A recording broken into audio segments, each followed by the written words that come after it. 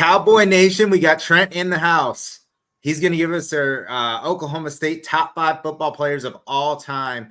Oklahoma State is fantastic on Twitter and beyond. You see Bedlam, everybody watches every year, but if you watch any other OK State games, man, with the paddles and their fans, the colors are top notch.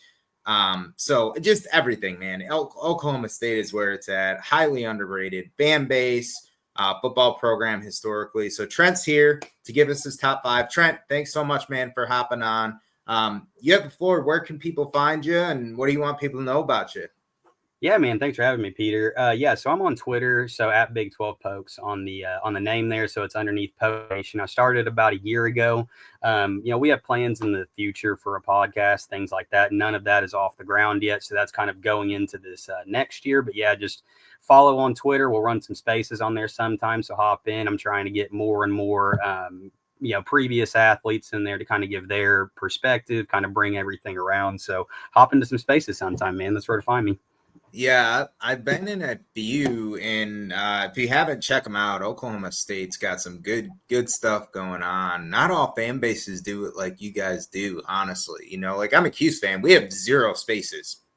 And, it's like that for the majority. The Hurricanes have some good ones. FSU, we had a guest of theirs on, but there's very few teams, shout out to you guys that, have good team-specific chats. So pretty awesome. We'll get into your top 5 here, Trent. We're going to start with 5 and work our way down. And you can see we'll give a hint to one of the guys in the top 5 streaming as we're going along here on the screen. Throwback Oklahoma State player. But who's at 5 for you, Trent? So 5, I'm going to have Dez Bryant at 5. Awesome. So Dez had a 3-year college career, right? And yes, he left early. But, man, I think a lot of people remember him with the Cowboys, but he was a huge receiver. Absolutely. And with Dez, are you a Cowboys fan too? I'm not. So my allegiance in the NFL lies with the Raiders, and that's unfortunate sometimes, but, it keeps me loyal. I guess it speaks to Dez too, because I'm looking now, and Dez, and by the way, I prefer it like this. I don't know Trent's 5 as you don't know Trent's 5. So I like to react on impulse like you guys do. And let us know in the comments what you think about these as we're going along. But Dez had a 9-year NFL career. I didn't know this. You probably did, Trent. He did not play for 2 years, 2018, 2019, before coming back with Baltimore in 2020 due to injury and not being signed. Right. But he spent his first 8 years with Dallas. He was the guy before CeeDee Lamb, right? He would have been, so that would have been a little bit previous. So yeah, yes and no. There was a little bit of a gap there. Yeah. They were always trying to find that next Michael Irvin. Yeah. Irving. I don't think they. And just for the record, for all the Cowboys fans out there, Dez did catch it. Okay. None of us know what a catch is. That was a catch. It's a catch. I don't know what else to tell you. Biggest year at Oklahoma State was his sophomore year. 87 catches, 1,480 yards, 19 touchdowns. That's crazy. In 2009, it says he only played 3 games, so he must have got hurt. I don't remember this. It was an injury. I don't remember exactly what it was. I was still a little bit young at that time, so I don't know exactly what that injury was. But, yeah, I do remember that he had a short season. 2008 consensus All-American. So that's all you need, right? Dez is a great example. That one prime year, and if you have an injury off of it, okay, fine, you still put up. So Justin Blackmon, I think, might have come right after him at Oklahoma State, and he busted in the NFL. He did. So, yeah, those were on some underlying factors. I don't know all the legal aspects of why that happened, but it was really unfortunate because, he was. We'll get into that. But he's a phenomenal wide receiver as well. Yeah. But with Dez, I thought what was so interesting about his time at Oklahoma State is it just seemed to run into Michael Crabtree's time at Texas Tech, and so when the Biletnikoff was up there, Michael Crabtree's 2 years, it kind of it was like a battle for that Biletnikoff Huh. where he couldn't kind of get it because Michael Crabtree's 2 years were phenomenal. If he would have Right. been any other year, I think he wins it. So that's the only thing about Des Bryant's interesting is because watching the Big 12, him and Crabtree at the same time, just two elite wide receivers. Who was his quarterback? Was it Brandon Weeden at Oklahoma State? No. So his quarterback was Zach Robinson for most of Yeah. his years. Yeah. So Whedon was a little bit after that. I can't remember exactly what game that Whedon came in because he was a backup and came in that Colorado game. I think it was in 2010. Oklahoma State fans are going to kill me. I think it's 2010. And so that's when Whedon kind of blew up, was 11-12, really. Gotcha. Awesome. Who's it for? 4 is going to be, let me go back to my list. But yeah, so then we're going to go Justin Blackman at 4. I realized as I said that, I was like, shoot, Blackman's probably on this list. Too. Yeah. But, okay, State fans know anyways. Right. Yeah, he's 4. And people are going to argue with me on 3 and 4. I'm not going to give anything on 3, but with 4, yeah, I think Blackman's at 4. I got to watch him play more than Dez. He's the best college wide receiver I've ever seen, maybe other than Crabtree. And his performance in the Fiesta Bowl against Stanford playing Andrew Luck, it was just phenomenal that entire season. And that's a really hard spot season for all of us because we lost to Iowa State at the end of that year. They end up putting Alabama, LSU in that rematch instead of keeping us in there. And so I think it would have been interesting to see what he could have done against one of those defenses, but just phenomenal player. He, looking at his stats now, it reflects what you're saying. His sophomore year, so he also left early, 3 years at OK State, 2009 and 2011. His sophomore year's 111 catches, some more catches than Dez, 1,782 yards. So what, like 130 yards less, I think. But two more touchdowns, 20 touchdowns. And then his senior year, he just replicated it. 122 catches, 1,522 yards, 18 TDs. So if we're splitting hairs 4 and 5 at least, and I'm curious as well at 3, you did it right. Blackman is 4 and Dez is 5 for sure. And I didn't realize too, I was just trashing Blackman in the NFL saying he busted. He caught 860 yards his rookie year. I was fixing to say, I was going to talk about that on the Blackman aspect. It wasn't that it was more so on the personal sides of things to where that kind of floundered more so than his ability. I think if he would have stayed in the NFL, he would be a top receiver in the NFL in those years. I remember too, Trent, Oklahoma State's offense is just, I mean, it was typical, no defense, Big 12. Like, I don't mean to offend anybody like that. No, it's factual, yeah. Exciting. And Oklahoma State with Gundy at that point in Gundy's tenure did it better than anybody. And gosh, you had so many QBs, like Whedon came to mind. Yeah, but Zach Robinson was another one. And I'm not remembering any other names. It seemed like just plug and play. QB, receiver for like a decade. And it was just electric offenses. And it was that team every year. I remember, like, you kept winning. You kept sneaking up. It's like Iowa, fast forward a decade, right? Like, they just aren't even talked about. But Gundy just had them, like, all of a sudden, you're 7-0, 8-1. Like, so. Yeah. Good stuff. And I think a lot of credit for Oklahoma State goes to their assistants as well. Having Todd Monken, who obviously left us and went to go win a couple of championships at Georgia, now is the offensive coordinator for the Ravens. Gundy's done a really good job of bringing in excellent coordinators. And so, it's his first year that he's having to move away from that. But a lot of those dudes deserve credit for all of our OCs, the DCs in those time periods as well. We're pretty good. Our DCs are they got better with, Jim Knowles and people like that into the later years and the, later like 2019, 2021 was a phenomenal defense for us. But yeah, Todd Monken, Dana Holgerson, those guys, when they came in, they definitely, Gundy seemed to make a lot of different personalities work.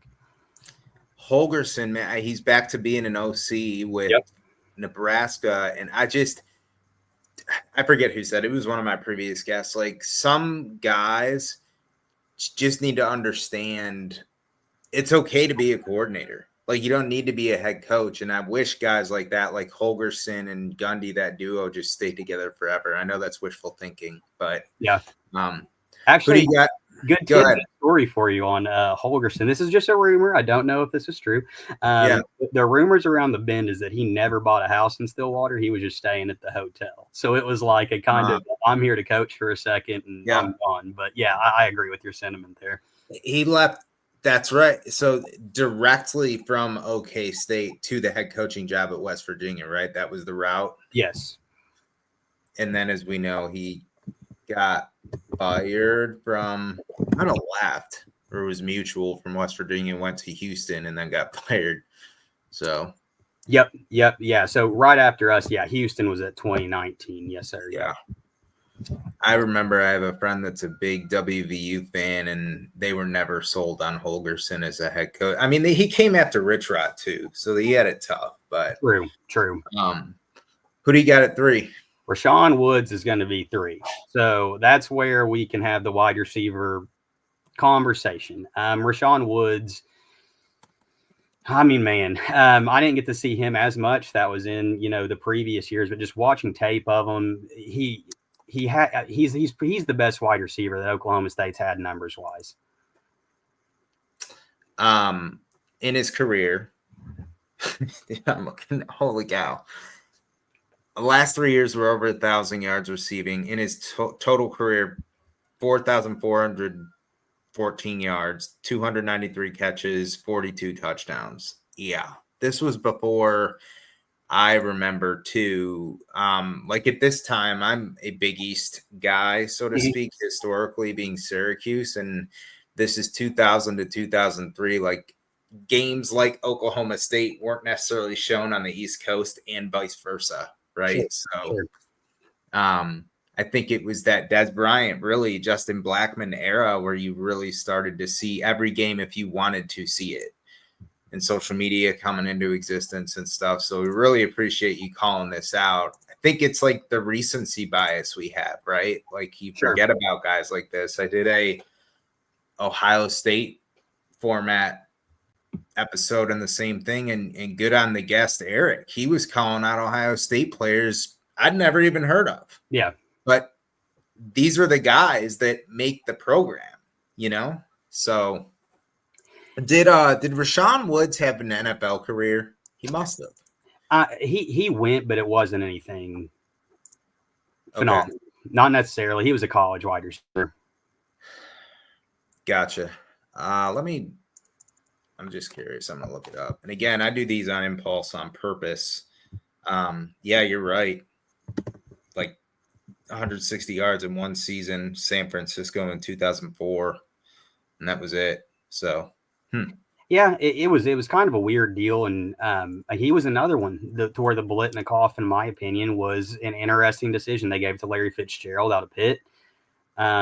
Comparing their stats for that year, I don't necessarily think that's the right choice. Of course, I'm an Oklahoma State fan, so I'm a little bit biased. I know that Pitt obviously doesn't throw the ball, weren't in an air raid like an Oklahoma State offense was, but I think he's another interesting one that probably should have won one. Trent, he was drafted first round, so definite, deserving, but bust, inarguably. And then I guess he went on to the CFL and had a career there. But interesting. Who's it to? And here are the two, man. We pretty much know. I'm going to put Thurman 2. I know he's our rushing leader. I get it. I understand. The fact that I'll say this statement after we go to 1. But when you have 2 guys of that caliber in a room, you pick the one that you think is the best. And I think Thurman is 2 for me. Had a phenomenal career, obviously, college, NFL. I mean, just a monster all the way around. Bills Mafia. Just so we're clear, it's Thurman Thomas for the audience that may not know. Former, like Trent said, Oklahoma State running back, NFL running back too, which is nice. 4,595 yards in his career at Oklahoma State. Came right on the heels of another one we're about to say, or right before another one. 42 touchdowns, 5.1 yards average. rushing in his career. And he was part of those. I don't know if he was on all 4 for the Bills, but he was on at least a few of their Super Bowl teams. Remember the 90s, they lost 4. And I got a pretty good Bills following, Trent, so they'll be happy if they listen to this to see their guy Thurman listed. I didn't realize, is way back. So his success didn't start in Buffalo. Good draft pick for the Bills and identifying talent. He did not bust. So no, good stuff. NFL VP in 91. I think he won the MVP in 91, I believe. And then he had a Heisman. He may have 2 Heismans. Yeah. He had a yep. No, first team. Yeah, he had one because Archie's the only one too. So, okay. Yeah. It's fascinating then, like thinking historically, right? You're about to name another one, but at least with Thurman, like that's a running back, and then transition to Gundy, and it's all pass heavy receiver. So pretty cool. And OU was the same, right? I'm thinking now back to like Billy Sims and those guys, and AP was an anomaly for his time because you had the Heupel pass heavy offense, but I guess DeMarco Murray, they had some good backs. Oklahoma State has had some good backs too, just not as kind of like system backs more so than like NFL backs. Sure, I agree with that. I think the last couple of years, and you see, we know how last year went with an Ollie Gordon having a year that he can have. Chuba Hubbard a few years back having as many yards. True. They run a lot of running backs through that are very, very good that people don't expect to be that top end talent. And actually, this year we have a 4-star running back coming in, so it should be interesting. But yeah, I think they do a really good job at that position. Well, I apologize because I was sold on Chuba, and I think that Ali may be a steal of the draft, quite honestly. I know we're getting off topic here, but crazy because like 2 years ago, I don't think Ali was even eligible. Right, but did he lead the NCAA in rushing like 2 years ago, or was really close to it? And then this year, okay, yeah, and this year I don't know what happened. I wish it's been what's been running my spaces. Right.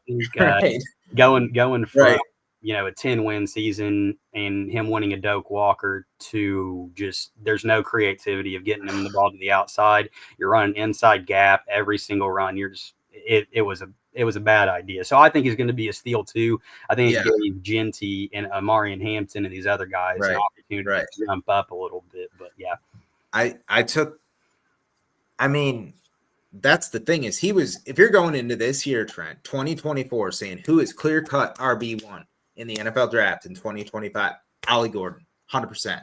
Yes. So somebody's getting a steal, and it wasn't on. We're not knocking. I can't speak for you. I don't think so. I'm not knocking Ollie. It sucked with the offense. Like Bowman and QB struggled, and then you returned to didn't you return like your whole O-line? Pretty much, yeah. We lost one, but 19 out of 22 starters returned. It was you'd figure it'd be productive. It just I actually had you guys pick my preseason college football playoff 12. I had you guys pick to win the Big 12, I believe, at least in the play. I had Utah winning the league, but I had you guys in the playoffs. Okay, because of that. All the returning stuff, Virginia Tech too, same logic, Yeah, I think it was on CBS Sports or something like that. They put out an article at the beginning of the year that we were like a top 5 offensive line in the country. And I'm looking at it, and last year I just felt that we had a very inconsistent team more so, even with those 10 wins. It was really, we played the Oklahoma game. It's almost like we went to purely like quick slants and everything worked pretty well. Oklahoma was still a good team. And then, we go the week after that to UCF and lose by 30.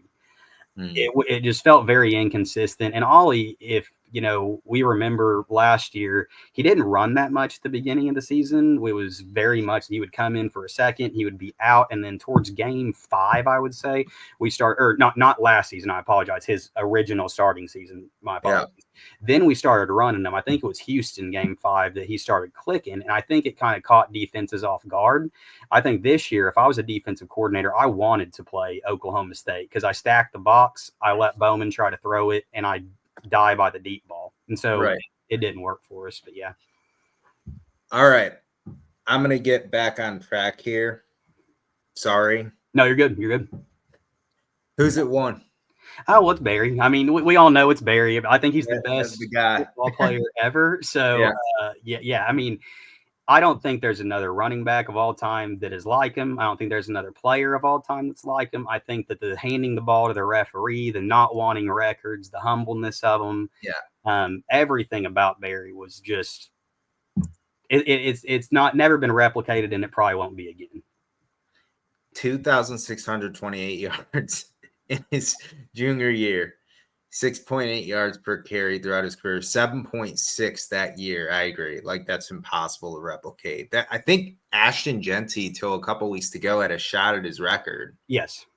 But now, that didn't happen. Let's put that into perspective real quick. These records, man, I'm still like, okay. Right. They played a less game, and they didn't count the bowl games. So if you look up the Barry Sanders Holiday Bowl, let me see how many yards he rushed for in that game, and it didn't count towards his records. And any of his games that were exhibitions didn't count.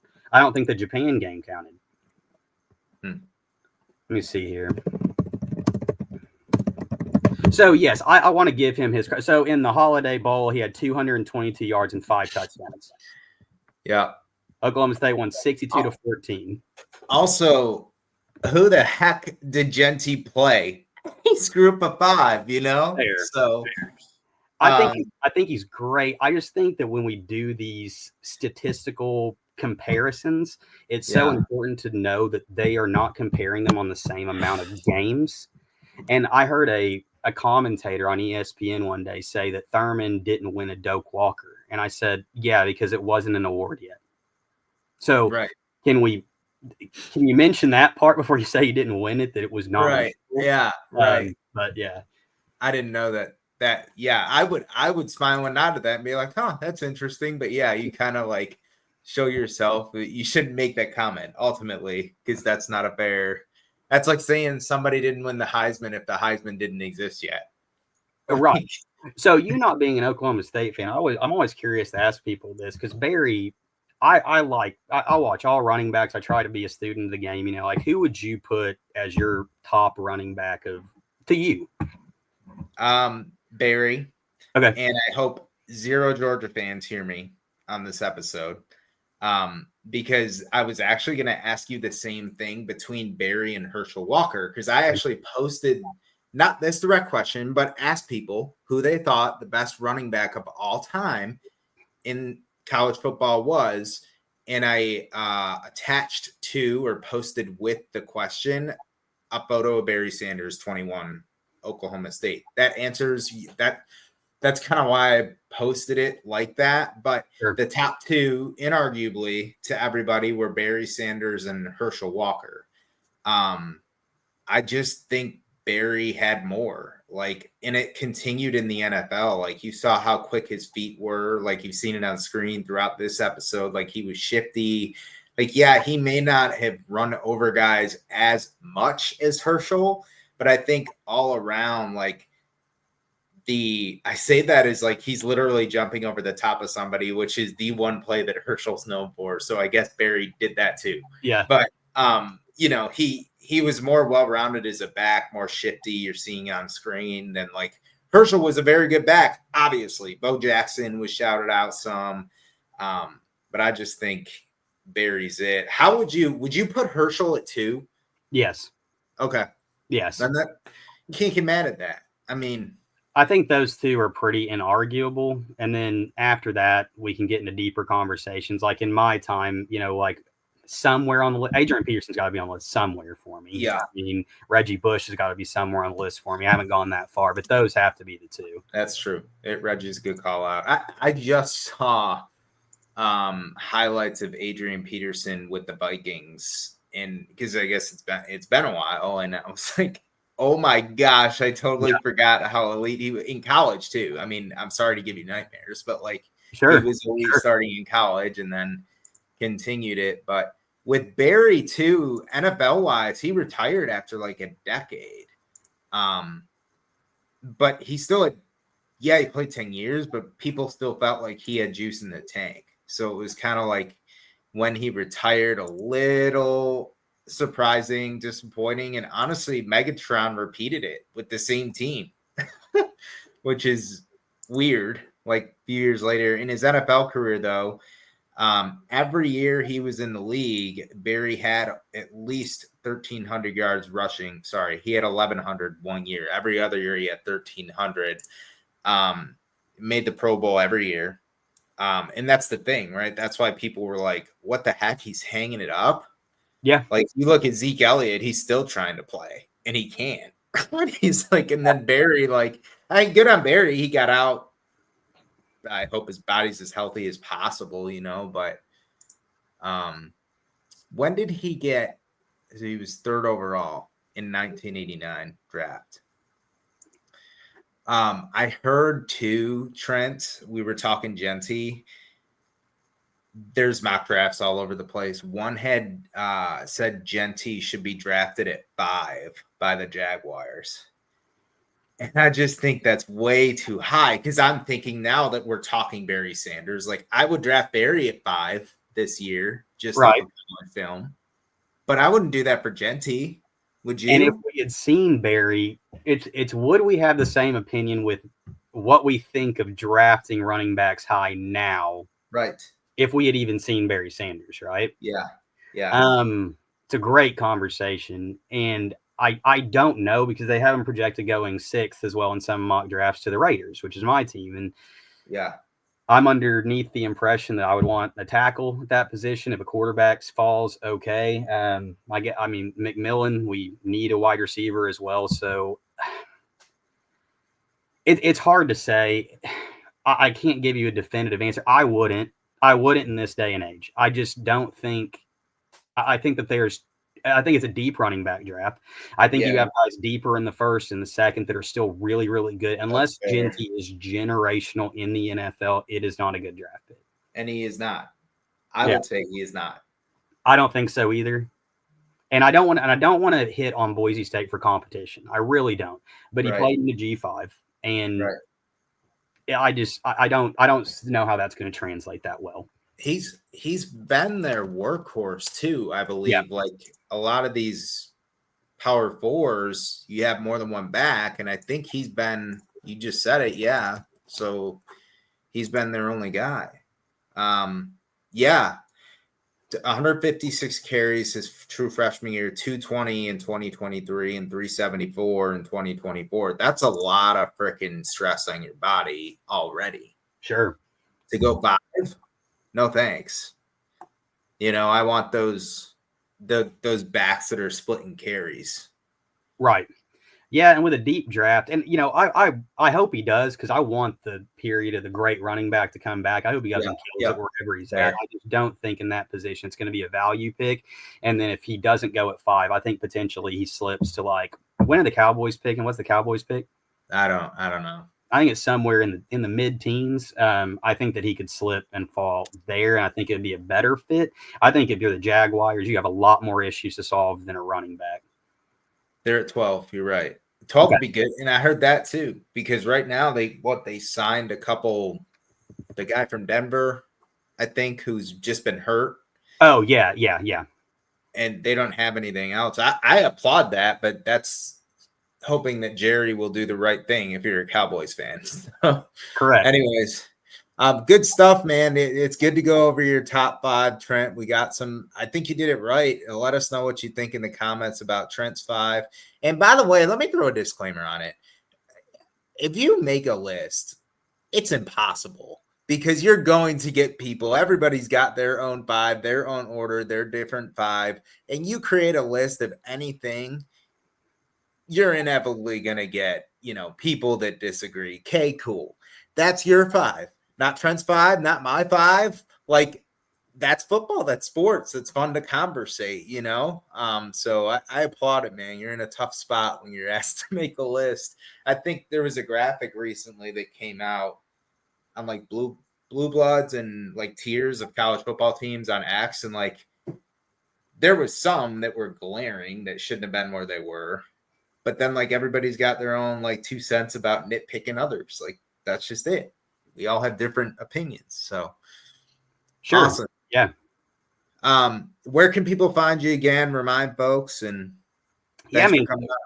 at Big 12 Pokes on Twitter. We run spaces a couple of times a week, or I try to. I try to run them, at good times like Friday nights, Saturday nights. If some Oklahoma State events going on or if college events going on, I try to cover as much of the Big 12 as I can. But yeah, hop into those spaces. We let everybody up to speak. We have some good speakers in there sometimes that are previous athletes. And if you have a question about how that happened, they may be able to give you their opinion. So that's where you find me. But I appreciate you having me on, Peter. Thank you.